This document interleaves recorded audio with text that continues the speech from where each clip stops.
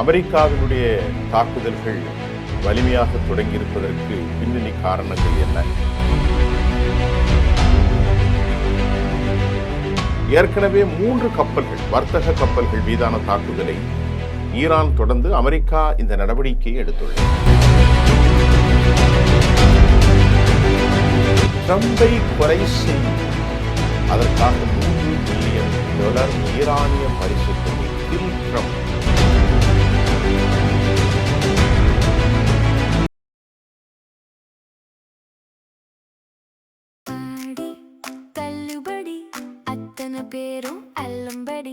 $6 முதல் 60% வரை ஆடி தள்ளுபடியுடன் super Saravana stores, Chennai, Madurai, Kovai.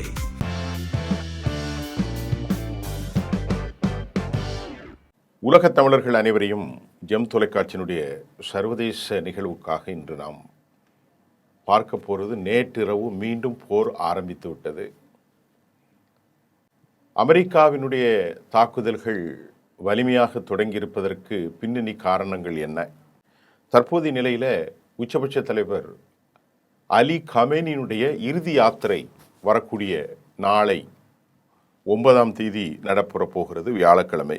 அதற்குள் போர் ஆரம்பித்திருக்கிற நிலையில் ஒப்பந்தம் அநேகமாக முறிவுக்கு வந்தது என்பதைத்தான் காட்டுகிறது. ஏற்கனவே நாம் பல விஷயத்தில் நான் சொல்லியிருந்தேன், அமெரிக்கா இந்த ஒப்பந்தத்தை போட்ட பிறகு அமெரிக்காவில் இருக்கும் யூதலாபிகள் இதை அனுமதிக்க மாட்டார்கள் என்றும், இது அமெரிக்காவுக்கு பெரிய தலைவலி ஏற்படுத்தும் என்றும், இந்த ஒப்பத்தின் வாயிலாக $300 பில்லியன் அமெரிக்க டாலர்களை கொடுக்கிற பட்சத்தில் பெரும் செல்வ செழிப்பான நாடாகவும், இந்த ஒப்பந்தத்தின் வாயிலாக ஹெர்முஸ் வளைகுடாவில் அதாவது 60 நாட்களுக்கு பின்பு அவர்கள் கட்டணத்தை வசூலித்தால் அதனால் ஆண்டுக்கு $40 பில்லியன் செழிப்பான ஒரு தேசமாகவும், இந்த ஒப்பத்தின் வாயிலாக உலகம் முழுவதும் சர்வதேச தடைகள் நீக்கப்படுகிற போது அவர்களின் வியாபாரம், இராணுவம் பெரும் கூட்டமைப்பாக உருவாகிவிடும் என்பதை அமெரிக்கா ஏற்றுக்கொள்ள மாட்டார்கள்.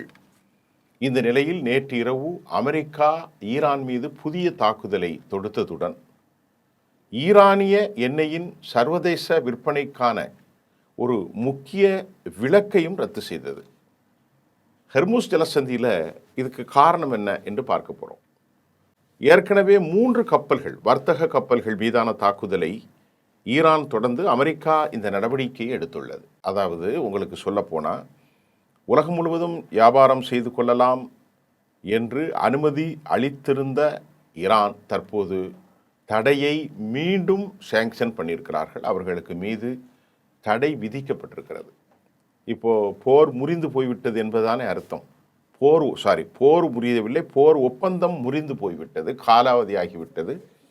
இவர்கள் கொடுத்த அந்த நிலை மாறி இருக்கிறது. மீண்டும் போர் தொடரப்போகிறது, தொடர்ந்து கொண்டிருக்கிறது.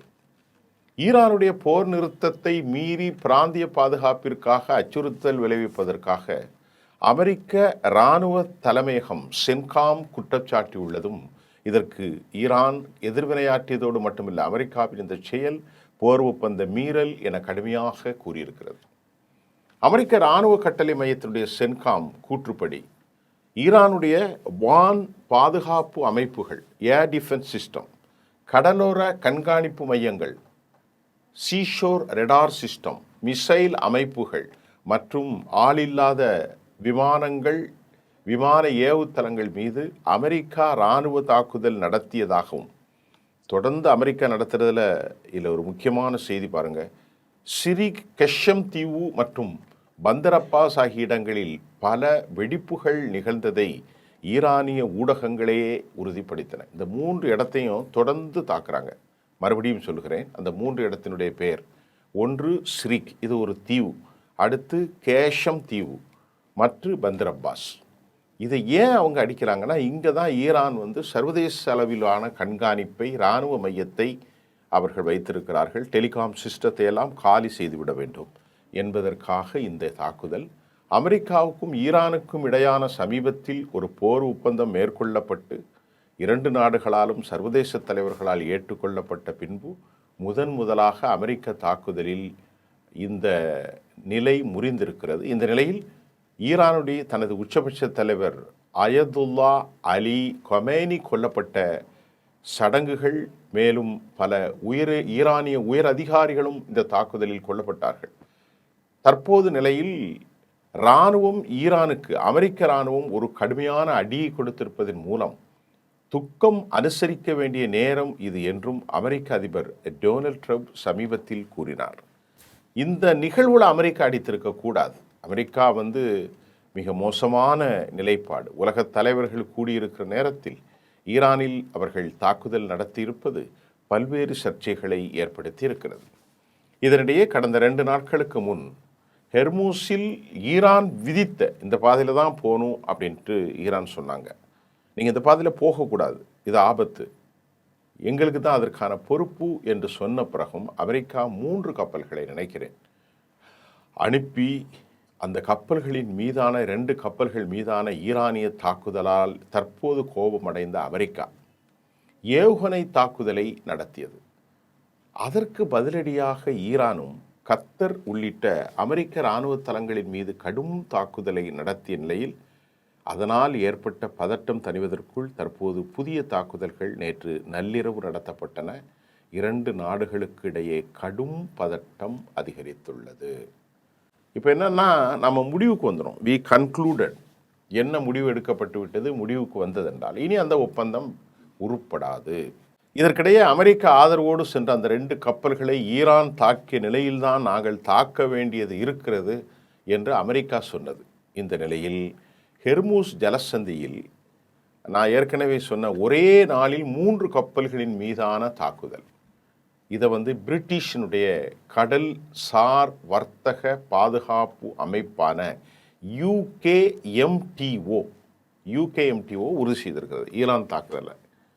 இப்போ ஹர்மூஸ் ஜலசந்தி வழியாக பயணித்து கொண்டிருந்த ஒரு எண்ணெய் கப்பலின் மீது, அதை ஈரான் ஒப்புக்கொள்ளவில்லை, ஒரு எண்ணெய் கப்பலின் மீது அடையாளம் தெரியாத ஆளில்லாத விமானம் மூலம் ஒரு தாக்குதல் நடத்தப்பட்டிருக்கிறது. இந்த தாக்குதலில் கப்பலின் வெளிப்புறத்தில் லேசான சேதம் ஏற்பட்டாலும் உயிரிழப்போ அல்லது காயம் எதுவும் ஏற்படவில்லை என்றாலும் எண்ணெய் கசிவு எதுவும் ஏற்படவில்லை. தாக்குதலுக்கு பிறகு கப்பல் தனது பயணத்தை தொடர்ந்ததாக தெரிவிக்கப்பட்டிருக்கிறது. அப்படி என்னால் ஏன் தாக்கியிருப்பது யார் என்று தெரியவில்லை. தாக்குதலில் கப்பலுடைய பயணமும் நிற்கவில்லை. ஒரு அடையாளக்குறியாக மட்டும்தான் ஈரான் தாக்கியிருக்கிறார்கள். அப்படி இருக்கும்போது அமெரிக்கா ஏன் தாக்க வேண்டும்? எச்சரித்து விட்டிருக்கலாம், அல்லது அவர்களுடைய உச்சபட்ச தலைவருடைய அந்த மரண இறுதி யாத்திரைக்கு பின்பு கூட தாக்கியிருக்கலாம். இப்போது அமெரிக்கா இந்த ஒப்பந்தத்தை வேண்டுமென்றே டெலிபரேட்டாக அவர்கள் கொலாப்ஸ் செய்வதற்காக இந்த நடவடிக்கைகள் எடுப்பது என்பது ரொம்ப தெளிவாக தெரியுது. இதற்கிடையிலே ஹெர்மூஸ் ஜலசந்தி பகுதியில் மட்டும்தான் ஈரான் மத்திய ஹெர்மூஸ் மத்தியில் தான் நடக்கணும்னு ஈரான் சொல்கிறாங்க. நான் சொல்ல ட்ராக்கில் தான் போகணும், மேற ட்ராக்கில் போகக்கூடாது என்று சொன்ன நிலையில் அமெரிக்கா ஓமன் வளைகுடா பகுதியில் தனது ஆதிக்கத்தை நிலைநிறுத்த வேண்டும் என்று முயலும் நிலையில் ஈரான் தனது வலிமை வாய்ந்த தாக்குதலை நடத்தியிருப்பதாக செய்திகள் வந்தன. உயிர் சேதங்கள் நிகழ்ந்ததாக இல்லை, எந்த ஒரு தாக்கமும் இல்லை போதிலும் ஆயத்துல்லா கமேனியுடைய மரணச் சடங்குகள் முடிந்த பிறகுதான் அமெரிக்கா மீண்டும் தாக்குதலை நடத்த இயலும் என்று நாம் சொல்லி கொண்டிருந்தோம். நேற்று கூட சொல்லியிருந்தோம். அப்படி சொல்லி கொண்டிருக்கிற போதே நேற்று நள்ளிரவு இந்த ஒப்பந்தம் காலாவதியாகும் நிலை ஏற்பட்டிருக்கிறது. அபாயம் ஏற்பட்டிருப்பதை நாம் நன்கு புரிந்து கொள்ள வேண்டும், புரிந்து கொள்ள முடிகிறது. இப்போ இரண்டாவதாக நாம் பார்ப்பது, ஒன்று அமெரிக்காவுடைய மிரட்டல், ஒன்று எங்களோடு ஆயுத ஒப்பந்தத்தை கையெழுத்திடு, இல்லை என்றால் உங்களை காலி செய்வோம். ஆயுத ஒப்பந்தங்கள் என்பது 6 மாதம் கழித்துத்தான் அந்த ஒப்பந்தத்தின் வாயிலாக பேசப்பட்டது. தற்போது சம்மதமில்லாமல் உளவியல் ரீதியாக பாதிக்கப்பட்ட ஒருவர் பேசுவதை மறந்து ஒரு செலக்டிவ் அனிமீஷியா என்பதை போன்று அவர் பேசுகிறார். 9 கோடி மக்கள் எதிர்காலம் மனதில் கொண்டுதான் நான் அமைதியாக இருக்கேன், இல்லைன்னா ஈரானை ஒன்றும் இல்லாமல் ஆக்கி பாலங்களை தகர்த்து போயிட்டுருவேன் என்றெல்லாம் நேற்று முந்தா நேற்று 2 நாட்களுக்கு முன்பு தொடர்ந்து அவர் பேசுகிறார். ஈரானுடைய அணுசக்தி மூலப்பொருட்களை கைப்பற்றி விடுவோம் என டொனால்ட் ட்ரம்ப் சொல்கிறார். இப்படியே சொல்லி கொண்டிருந்தார். ஒப்பந்தம் என்ன ஆகும் என்று தான் நாம் இந்த செய்தியை ப்ரிப்பேர் செய்து உட்கார்ந்த போது தான் தற்போது தாக்குதலை நடத்தியது. அதற்கு முன்பு அமெரிக்க அதிபர் என்ன சொன்னார்? ஒரே குண்டில் எல்லாரையும் காலி செஞ்சிருவேன், நான் அமைதியாக இருக்கேன், ஏன்னா 9 கோடி பேர் இருக்காங்க, அவர்களை பாதிக்கக்கூடாதுன்னு சொல்லிகிட்டு இருக்கும்போதே நேற்றைக்கு நள்ளிரவு தாக்குதல் நடந்து விட்டது. கொமேனி கொன்றதாக நீங்கள் நினைக்கலாம். யார்? ஈரான் சொல்லுது. ஈரான் ரொம்ப அழகான, இந்த மாதிரி அமெரிக்க அதிபர் பேசியிருக்கிறார். ஒரே குண்டில் எல்லோரையும் அழித்துடுவேன் அமெரிக்க அதிபர் சொன்னதுக்கு ஈரானுடைய அஃபீஷியல்ஸ், அசர்பைஜானிலிருந்து ரெப்ரசன்டேட்டிவ் ஆஃப் ஈரானிய கவர்னர், அவர் என்ன சொல்லியிருக்கார் அப்படின்னு பார்ப்போம். ஈரானுடைய தரப்பில் சர்வதேசத்துக்கு வெளியிடப்பட்ட அந்த செய்தியில் அமெரிக்காவை பார்த்து அவர் சொல்கிறார், இவ்வளவு குண்டை போடுவேன், ஒரே குண்டில் சாகடிப்பேன்னு சொல்லி மறுபடியும் பிரச்சனை பண்ணுறீங்க, எங்கள் நாட்டில் இருக்கிற தலைவரையும் கொலை செஞ்சீங்க. நாங்கள் சொல்கிறோம், கொமேனி ஒரு கொன்றதாக நீங்கள் நினைக்கலாம். அவர் ஒரு வாசனை திரவிய பாட்டில், அந்த வாசனை திரவியம் வைக்கப்பட்டிருக்கக்கூடிய பாட்டில் மட்டும்தான் உடைக்கப்பட்டுள்ளது. அந்த வாசனை எங்கும் பரவி வருகிறது. மனிதர்கள் சித்தாந்தத்தை எந்த ஒரு நிலையிலும் எவராலும் அளிக்க முடியாது என்று ஈரானின் அரச பிரதிநிதிகள் கருத்து தெரிவித்தார்கள். We steadfast with our ideology without get rid for anything. நாங்கள் ஒருபோதும் விடப்போவதில்லை, ஒருபோதும் விடப்போவதில்லை. எங்களுடைய ஐடியாலஜி விட்டு அகலப்போவதும் இல்லை, நாங்கள் கைவிடப் போவதும் இல்லை என்பதை நாம் இப்போது பார்க்கிறோம். அவர்கள் அவருடைய கொள்கையிலே ரொம்ப ஆணித்தரமாக உறுதியாக இருக்கிறார்கள். அமெரிக்காவோடு எதிர்த்து அமெரிக்காவினுடைய வல்லாதிக்கத்தை காலி செய்வதில். இதற்கிடையிலே நேற்றைக்கு நேற்று நடந்து கொண்டிருக்கிற தொடர் விழாக்களில் ட்ரம்பை கொலை செய்யுங்கள், அதற்காக $100 மில்லியன் ஈரானிய பரிசு தொகை, kill Trump, 100 million Iranian bounty என்று சொல்லி அவர்கள் ஒரு பெரிய ஒரு போர்டு வைத்திருந்தார்களாம். ஈரானுடைய பல பகுதிகள் ட்ரம்பினுடைய உருவ பொம்மைகள் தூக்கிலிடப்பட்டும் அவரது வால் போஸ்டர்கள் மீது கற்களை வீசி எறிந்தும் ஈரான் மக்கள் தங்கள் கோபத்தை வெளிப்படுத்தியிருக்கிறார்கள். அது மட்டும் இல்லை, இனி ரத்தம்தான் பதிலடி, தேர் வில் பி பிளட். யார் சொல்கிறா? அவங்க. நிச்சயமாக இனி எங்களுடைய பதிலடி, ட்ரம்பை கொள்ளுங்கள், there will be blood, kill Trump. Trump அல்லது நெத்தன்யாகுவை கொள்ளுங்கள், உங்களுக்கு $100 மில்லியன் பரிசு. Trump or Netanyahu get $100 million. அவர்களை கொண்டு விட்டால் வாண்டட் என்ற வாசகங்களை அவர்கள் ஃப்ளக்ஸ் போர்டில் எழுதி வைத்து மிகப்பெரிய அளவிலே மக்கள் ஊர்வலத்தில் இதை கைகளில் ஏந்தியவாறு உச்சபட்ச தலைவருடைய இறுதி யாத்திரையில் பெருந்திரளான மக்கள் அமெரிக்காவுக்கும் இஸ்ரேலியர்களுக்கும் எதிரான இந்த கோபத்தை வெளிப்படுத்தினார்கள்.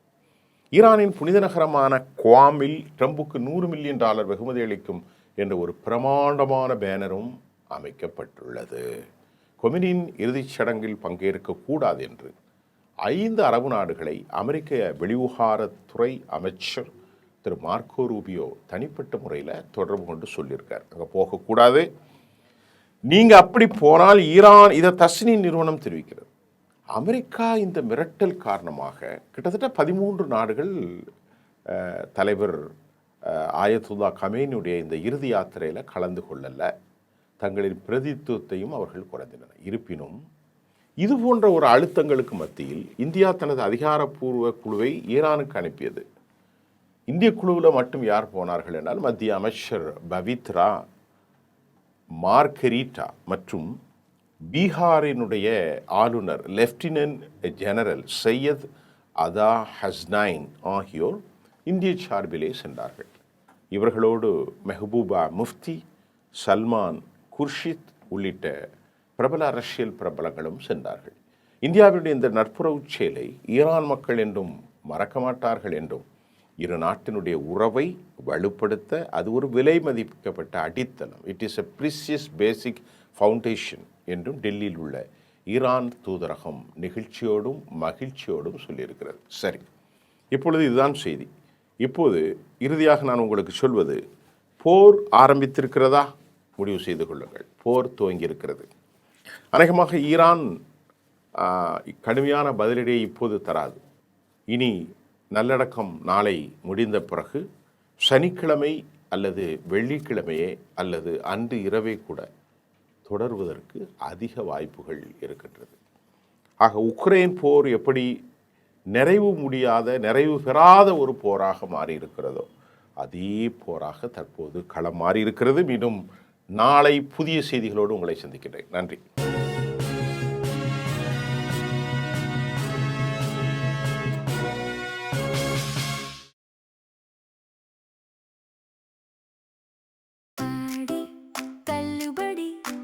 அத்தனை பேரும் அல்லும்படி 6 முதல் 60% வரை ஆடி தள்ளுபடியுடன் சூப்பர் சரவணா ஸ்டோர்ஸ், சென்னை, மதுரை, கோவை.